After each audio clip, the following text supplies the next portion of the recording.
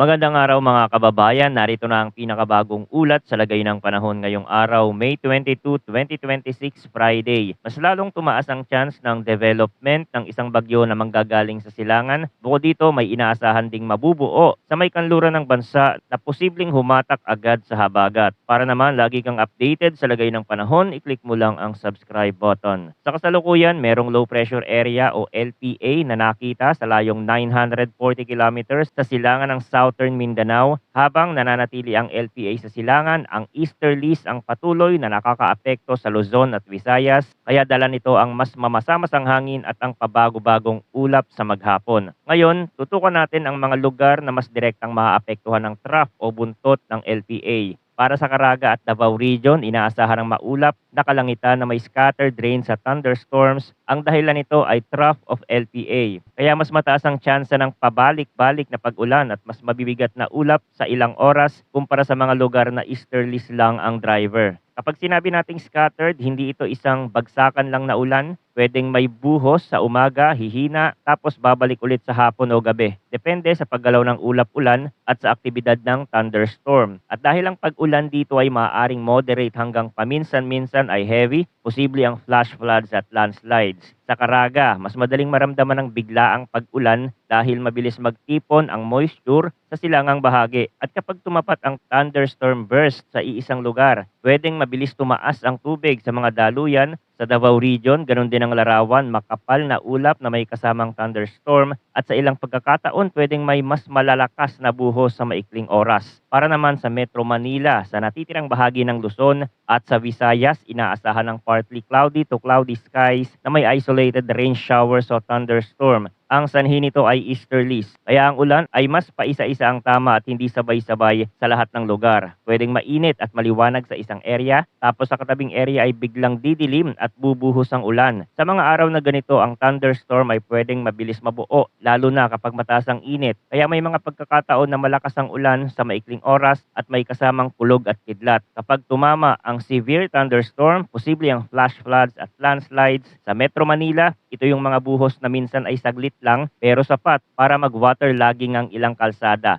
At sa Visayas, pwedeng may ilang isla o bayan na tatamaan ng buhos habang ang katabi ay bahagyang ambon lang o wala. Para naman sa natitirang bahagi ng Mindanao na hindi sakop ng mas aktibong ulan sa Caraga at Davao Region, inaasahan ng partly cloudy to cloudy skies na may isolated rain showers o thunderstorm at ang dahilan nito ay localized thunderstorm. Ibig sabihin, ang ulan dito ay mas nakadepende sa lokal na pagbuo ng ulap dahil sa init at moisture sa paligid. Pwedeng may oras na mainit at maalinsangan, tapos biglang kakapalang ulap sa isang bahagi at susunod ang buhos sa maikling oras. At kapag naging severe ang thunderstorm, posible rin ang flash floods at landslides, lalo na sa mga lugar na mababa at sa mga bahaging may slope kung saan mas madaling lumambot ang lupa kapag nabasa.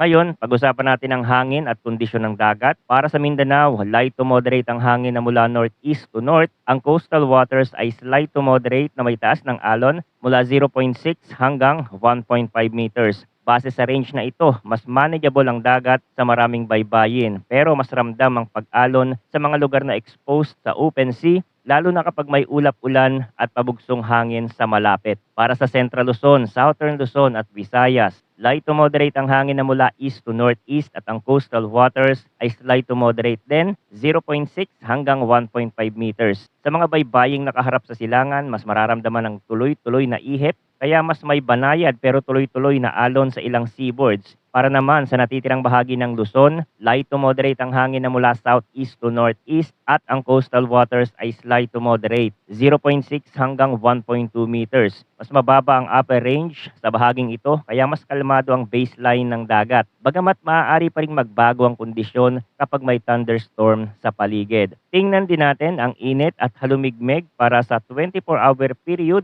ending 8 o'clock p.m. yesterday. Ang minimum temperature ay 25.1 degrees Celsius na naitala bandang 6 o'clock a.m. at ang maximum temperature ay 35.8 degrees Celsius na naitala bandang 2 o'clock p.m. Mainit ang tanghali at ang ganitong init ay nagbibigay ng mas maraming energy para sa pagbuo ng ulap at thunderstorm. lalo na kapag may sapat na moisture sa hangin. Pagdating sa relative humidity, ang maximum relative humidity ay 90% na naitala bandang 6 o'clock AM at ang minimum relative humidity ay 43% na naitala bandang 2 o'clock PM. Ibig sabihin, mas mamasa-masa ang hangin sa madaling araw, tapos habang umiinit ang araw, bumababa ang humidity at mas tumitindi ang init sa pakiramdam. Sa ganitong kombinasyon, normal na mas tumataas ang pagkakataon ng thunderstorm development sa hapon sa ilang lugar, lalo na sa mga bahaging may moisture na hihila ng easterlies at trough ng LPA. Ngayon, punta tayo sa latest tropical cyclone outlook na inilabas ng Pag-asa. Para sa week 1,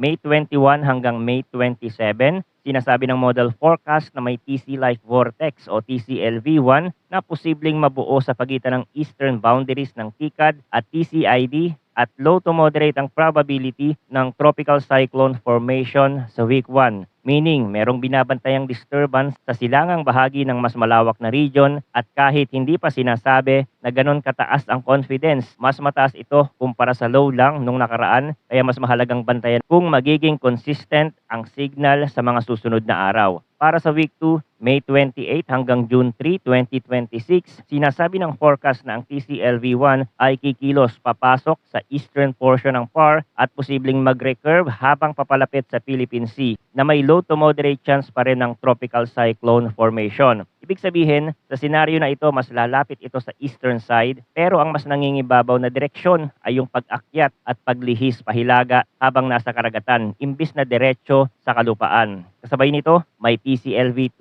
na inaasahang lilitaw sa western boundary ng PMD, pero low likelihood ang TC development sa week 2. Sa madaling paliwanag, may isa pang disturbance na posibleng lumabas sa kanlurang bahagi ng mas malawak na domain, pero sa kasalukuyang guidance, mababa pa ang tsansa na maging ganap itong bagyo sa window na yon. At kung sisilipin natin ang iba pang weather model guidance, marami sa mga member model ang nagpapakita nga na kahit may development at posibleng bagyo sa mga susunod na araw, mas tumataas ang chance ng paglihis nito at kumilos pahilaga. Ang ruta na nakikita sa maraming model run ay dadaan sa Philippine Sea at lalapit ng konti sa silangan ng bansa, pero hindi nakikitang magla-landfall. Ibig sabihin, may possibility ng paglapit at pagdaan sa mas malapit na karagatan sa silangan, pero ang mas posibleng galaw sa maraming senaryo ay aakyat at lilihis habang papunta sa mas mataas na latitude. Gayunpaman, dahil malayo pa ang window, marami pang pwedeng magbago sa kilos at galaw nito, lalo na sa eksaktong layo at paglapit, bilis ng paggalaw, at kung gaano ito ka-organize habang dumaraan sa Philippine Sea.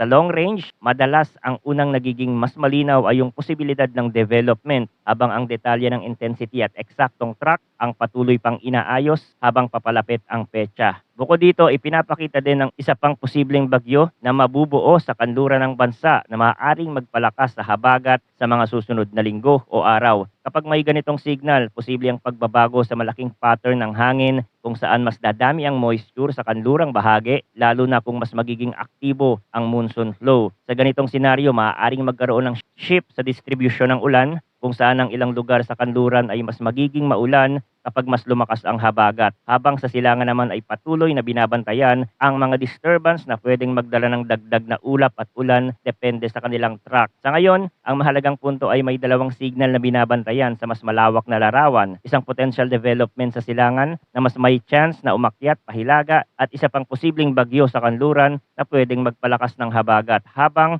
ang eksaktong timing at lakas ng mga ito ang pwedeng magbago habang dumarami ang bagong datos. Manatiling nakatutok sa mga susunod na update dito sa ating channel. Maraming salamat sa inyong panonood at mag-ingat po tayong lahat.